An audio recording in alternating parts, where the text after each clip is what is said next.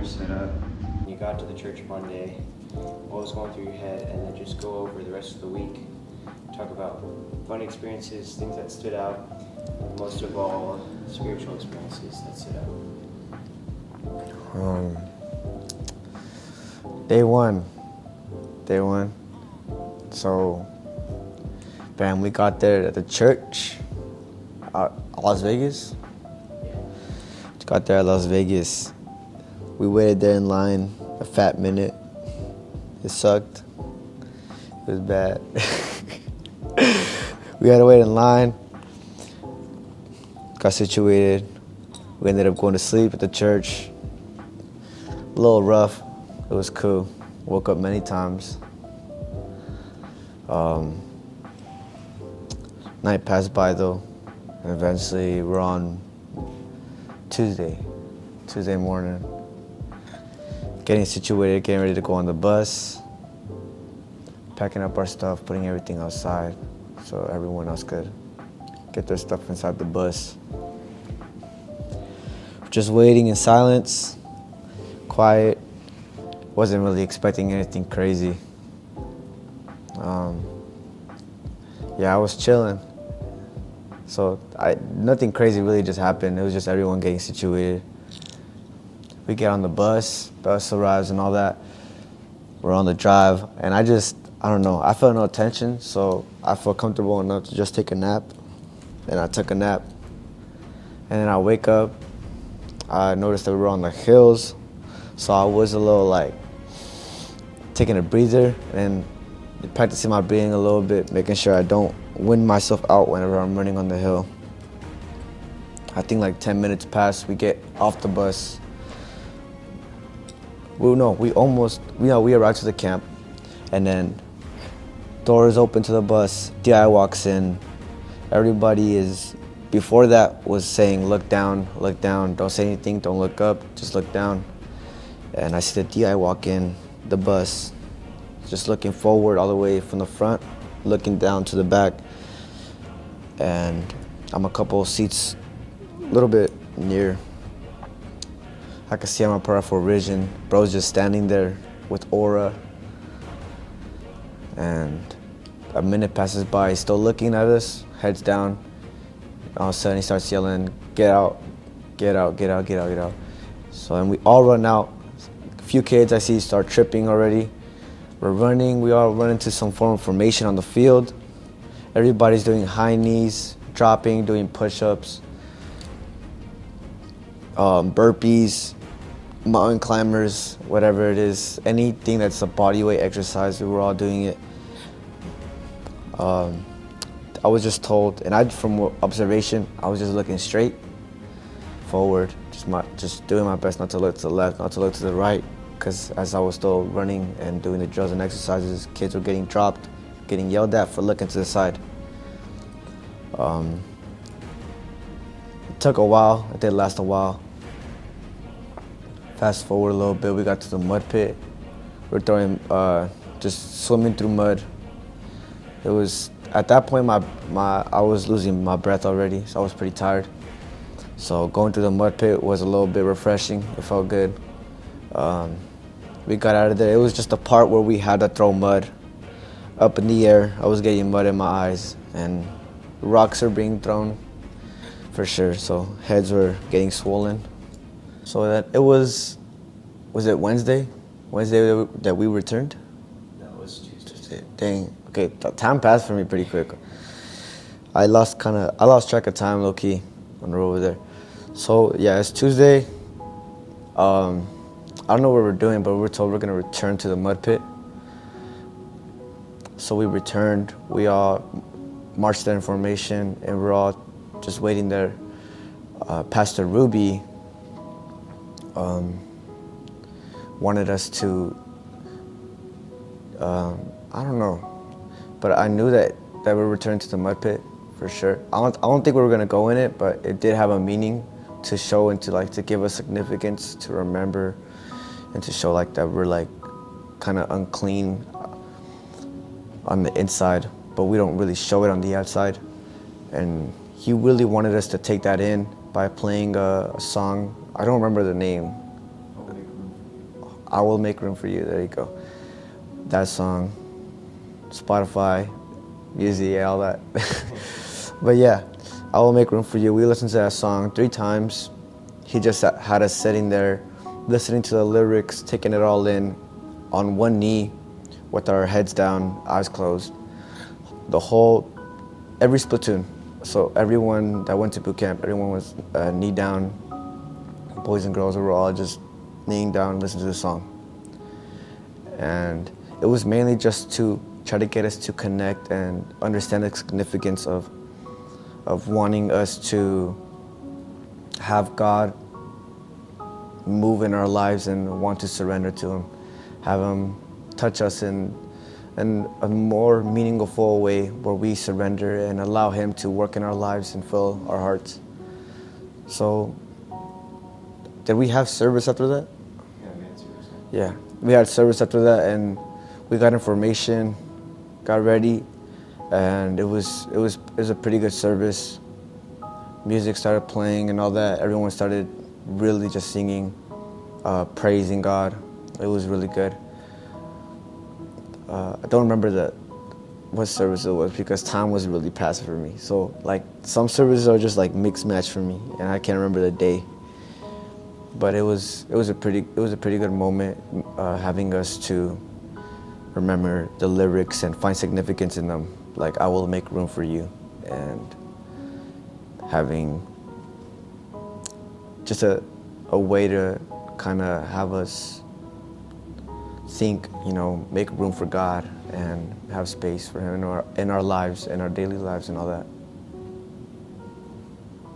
I'd say a lot of the drill, the instructor, he would always repeat that he wanted us to have self-control.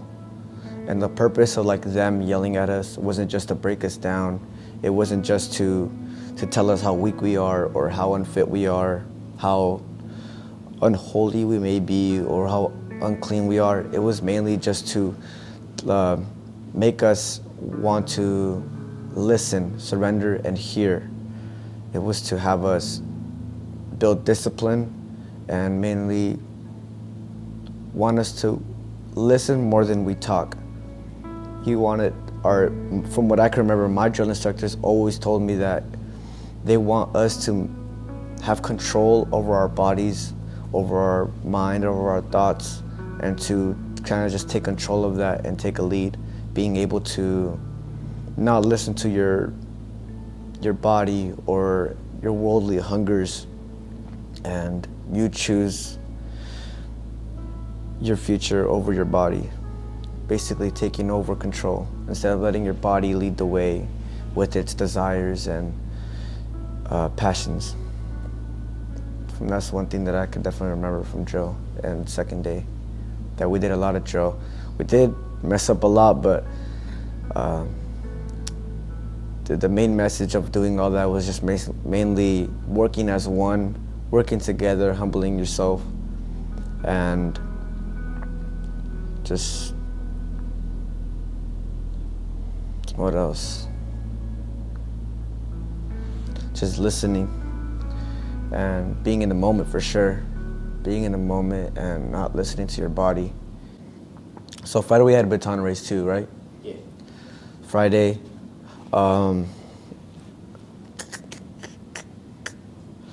Rick Martinez, he did 2 services, right? He did the ones of watching your actions, right? Actions, or you're making a decision. The crossroads one, yeah. And then, which one he did? The lies. I know there's another one. What's the other one? So Friday morning was self-forgiveness. Self-forgiveness. Friday night Yeah, was okay. crossroads. So yeah, it was Friday, so at that point everybody was like pretty well known with each other. We're all situated and talking. And I think before that service, I had got talk from a DI. My whole platoon was getting talked to by DIs while everyone was like praying. It was basically prayer before service. Everyone was already inside. All the platoons were inside. And it was just my platoon. just like one by one, we're just getting picked and being told to like just come to the side to get talked to. And I think it was the afternoon one. I got told by my DI, Martinez. He's just talking to me like how long I've been going to church for, how'd I get into, like, how'd I become a Christian, and how am I still continuing my faith and all that. Just mainly trying to get to know what type of person I am in a personal level, and really tell me, like, give me his advice. And he did give me his advice. He showed me a couple scriptures, a couple of words from the Bible that I should look in and consider and think for myself. But mainly in the services, when it comes to with forgiveness, I think it was really good. Everyone always, in every service, even like during the music, while they were playing music and all that, everyone was just praising, and everyone really did everything like passionately. When they would pray, everyone prayed passionately. I could see hands in the air. Everyone's speaking in tongues. Everyone's praising God, asking Him for help, for forgiveness. Every day too. Every day someone got saved. Someone was always called to the altar. God always spoke. In between everything, we always had a word, right? A word. We always had a word, a prophecy. You know, being that, you know, during these last days, we must be able to focus on God and surrender. We must stop fooling around and really try to do our best and live boldly for Him, and kind of help others get saved. And Friday, it was the last service. We had an altar call. Everybody, it was about, it was the altar call. It was calling to those who wanted to surrender and wanted to follow God. And pretty much, I say like 70 or maybe 80% of the platoons all went up wanting to surrender. Mainly just saying that, like, I want to follow God and I want to give my life to God. And we preached with passion. It was great. It was amazing. God really spoke, and He really moved for sure. He changed lives for sure. And then not just that, but He kind of changed the way I think too. He kind of helped me stray off certain paths. And then we did a call on another like type of prayer for those who want to get into preaching. It was amazing because I seen a lot of hands.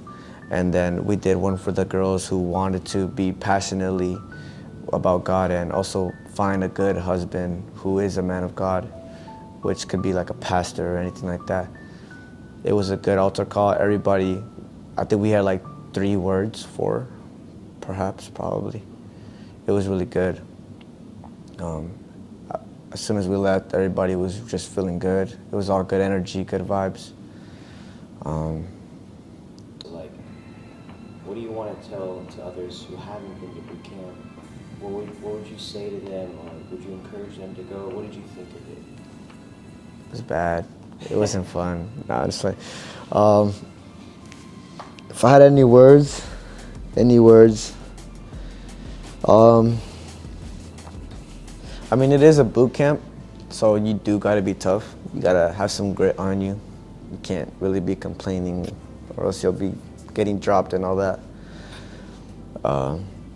Yeah, it's a boot camp. You really can't not be soft, but you can't let yourself flop around. You can't just, it's all right like if you have weaknesses, but you can't just let them flop around and then blame yourself for them. One thing for sure is that it is a good opportunity to mainly focus on God more, because you wake up and first thing you think about is just, you know, God, and then till like midnight, till you go to sleep, it's just about God. It's still, you'll remember the services, you'll remember the lessons that DIs tell you, even the moments with DIs, they're not always going to be something about like just telling you to drop, get up, right face, left face. It's not just going to be straight drill. It's mainly they're going to want to remind you that it's all that is just not for to tell you what to do and to break you down. It's mainly to let you know, and so it can help you build character. Remember the message that you should be able to control your worldly desires, your body, being able to have control over your mind, so you are not listening to your body desires, and mainly just not letting yourself go. It's a good opportunity to try to get closer to God and to discover more about your relationship with God, discover more about yourself, and really target the points in you that nobody else will really notice. There's a lot of personal moments that I've seen within like around people. A lot of people got touched like in a really good way. I got told from a few of my platoon members that they're gonna change their ways. They're gonna be a better son. They're gonna listen to their parents more.